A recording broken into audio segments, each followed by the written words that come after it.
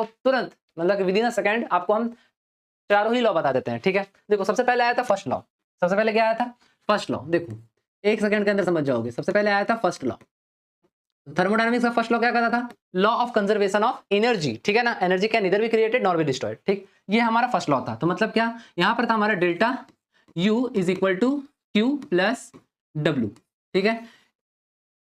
Work done था और heat था, ये हमारा फर्स्ट लॉ था।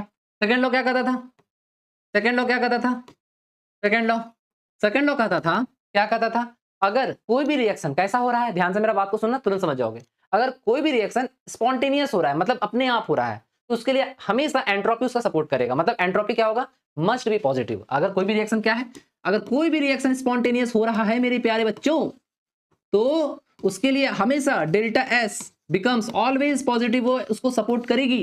जैसे बिग बैंग थ्योरी है ना, वो अपने आप हुआ था तो एंट्रोपी उसको सपोर्ट किया था, वहां पे एंट्रोपी डेल्टा S हमारा क्या था, पॉजिटिव था। तो मतलब कौन सा लॉ एंट्रोपी के बारे में बता रहा है, हमारा सेकंड लॉ। देन बाकी का भी समझ लो, देख लो, समझ लो, है ना। क्या सेकंड लॉ समझ में आया। थर्ड लॉ क्या था, थर्ड लॉ 1 सेकंड के अंदर हम सारा का सारा लॉ आपको समझा दे रहे हैं, 1 सेकंड के अंदर। थर्ड लॉ क्या था, थर्ड लॉ ये कहता था कि अगर कोई भी सब्सटेंस प्योर है, प्योर का मतलब अगर कोई भी सब्सटेंस क्रिस्टलाइन सॉलिड में है, अपना क्रिस्टलाइन फॉर्म में है, प्योर है, तो याद रखो क्या, एब्सोल्यूट टेम्परेचर मतलब temperature is equal to 0 kelvin.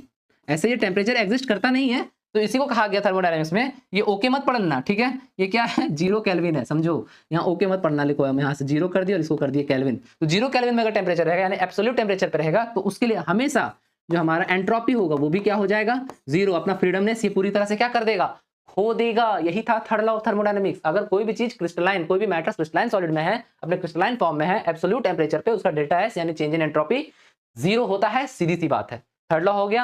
अब आ जाओ 0th लॉ, देखो सब हम एक साथ करवा दिए, ठीक है।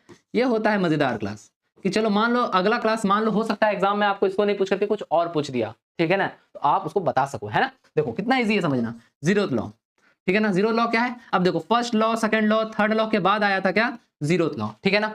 तो अब देखो ये क्या है, इसको समझो, ठीक है ना।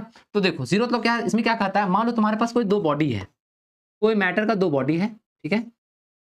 एक का टेम्परेचर है T1 और एक का टेम्परेचर है T2, समझना। टेम्परेचर 1, एक का टेम्परेचर 1 है, एक का टेम्परेचर 2 है, ठीक है।